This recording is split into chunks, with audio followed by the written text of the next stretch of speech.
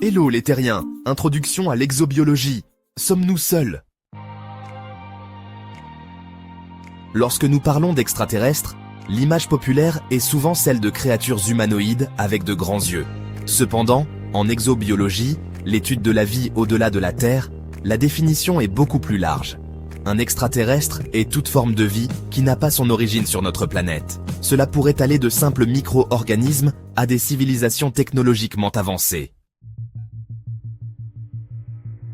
Plusieurs facteurs suggèrent que la vie pourrait exister ailleurs. L'abondance des éléments de la vie, les éléments essentiels à la vie tels que nous la connaissons, le carbone, l'hydrogène, l'oxygène, l'azote, le phosphore et le soufre, CH-NOPS, sont parmi les plus abondants dans l'univers. Ils sont les briques de construction des molécules organiques. La découverte d'exoplanètes. Grâce aux télescopes spatiaux, comme Kepler et TESS, nous avons découvert des milliers de planètes orbitant d'autres étoiles, exoplanètes. Parmi celles-ci, beaucoup se trouvent donc dans la zone habitable de leur étoile, où la température pourrait permettre à l'eau liquide d'exister à la surface, un ingrédient crucial pour la vie telle que nous la connaissons. Les estimations suggèrent qu'il pourrait y avoir des milliards de planètes potentiellement habitables dans notre seule galaxie, la Voie lactée. L'universalité des lois de la physique et de la chimie. Les mêmes lois qui régissent notre monde s'appliquent partout dans l'univers.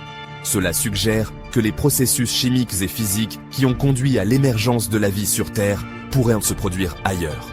L'existence de la vie extrémophile sur Terre, sur notre propre planète, nous trouvons des organismes extrémophiles qui prospèrent dans des environnements considérés auparavant comme inhabitables, sources hydrothermales des fonds marins, déserts arides, calottes glaciaires, milieux acides ou alcalins.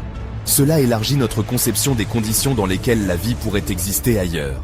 Les molécules organiques dans l'espace, les scientifiques ont détecté des molécules organiques complexes, les précurseurs des acides aminés et des bases nucléiques, les éléments constitutifs de l'ADN et de l'ARN, dans les nuages interstellaires et sur les comètes et les astéroïdes.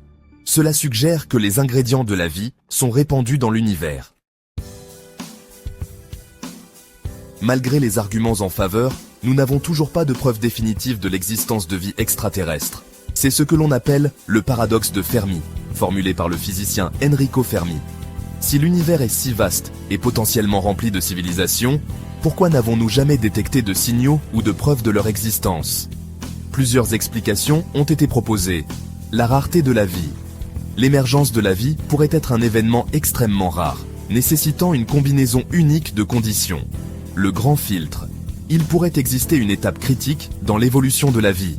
Par exemple, le passage de la vie unicellulaire à la vie complexe, ou le développement d'une technologie avancée capable de voyager dans l'espace qui est extrêmement difficile à franchir.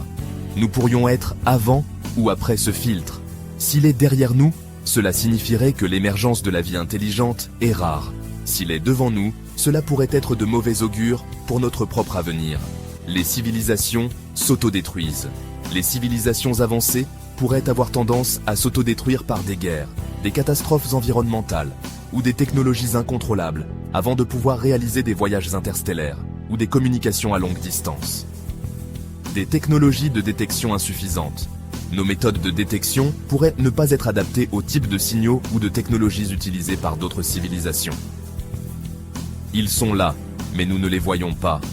Il est possible que des civilisations extraterrestres existent, mais qu'elles soient trop éloignées, qu'elles n'aient pas intérêt à communiquer avec nous, ou qu'elles utilisent des méthodes de communication que nous ne comprenons pas. La recherche de vie extraterrestre est un domaine scientifique actif et passionnant. Le programme SETI, Search for Extraterrestrial Intelligence, ce programme écoute l'espace à la recherche de signaux radio ou optiques artificiels qui pourraient indiquer la présence d'une technologie extraterrestre.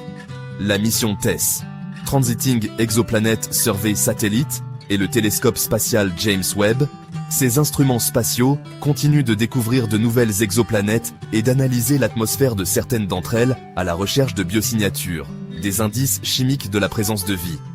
L'exploration planétaire, les missions vers des corps de notre propre système solaire, comme Mars, avec la recherche de traces de vie passées ou présentes, et les lunes glacées Europe, de Jupiter, et Encelade, de Saturne, qui possèdent des océans liquides sous leur surface, pourraient révéler des formes de vie extraterrestres primitives.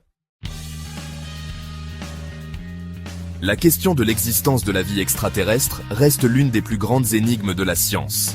Bien que nous n'ayons pas encore de réponse définitive, les découvertes récentes et les avancées technologiques nous offrent de nouvelles perspectives et alimentent notre quête pour savoir si nous sommes seuls dans l'univers.